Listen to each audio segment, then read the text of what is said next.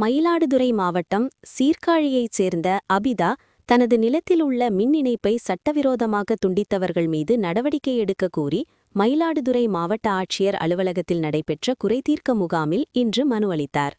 தொடர்ந்து அவருக்கு சொந்தமான நஞ்சை நிலத்தில் கடந்த 1987ஆம் ஆண்டு முதல் மின் இணைப்பு எண் 127 பயன்பாட்டிலிருந்து வந்துள்ளதாகவும் மின் வாரியத்தின் அனுமதியின்றி மற்றும் நில உரிமையாளரான அவரது அனுமதியின்றி ஒரு தரப்பினர் 6 நபர்கள் அத்துமீறி நுழைந்து அந்த மின் இணைப்பை துண்டித்துள்ளதாக குற்றம் சாட்டியுள்ளார்.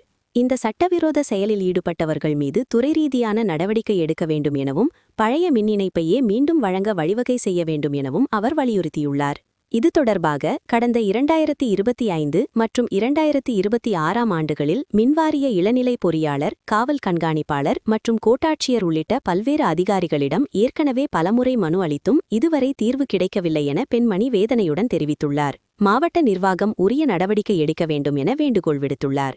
மேலும் மனுவினை பெற்றுக்கொண்ட அதிகாரிகள் துறை அதிகாரிகளிடம் ஒப்படைத்து விசாரணை செய்து நடவடிக்கை எடுக்குமாறு வலியுறுத்தியுள்ளனர். சீர்காழியில் உள்ள மன்னங்கோயில் கிராமத்திலேருந்து வரேன். என் பேர் அபிதா. எனக்கு வயசு 26 ஆகுது. எனக்கு 5 வயசில் ஒரு பொண்ணு இருக்குது. எனக்கு அப்பா கிடையாது. அப்பா இல்லாததுனால நான் அம்மா வீட்டோட தான் நான் இருக்கேன். அம்மா ரொம்ப கஷ்டப்படுறாங்க சார். ஏன்னா இந்த இபி சர்வீஸ் 7 பேருக்கும் பொதுவாக ஒரு இபி சர்வீஸ் இருந்தது. அந்த இபி சர்வீஸை அப்பாவோட அண்ணன் கொண்டுட்டு போய் எங்களுக்கும் தெரியாமல் இபி ஆஃபீஸுக்கும் தெரியாமல் கொண்டு போய் வச்சுருக்காங்க. இதனால நான் ரொம்ப மன உடைச்சலாக இருக்கேன்.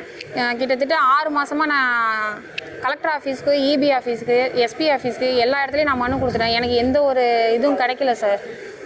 இது நீங்கள் தான் பார்த்து எனக்கு எல்லாமும் பண்ணி கொடுக்கணும்.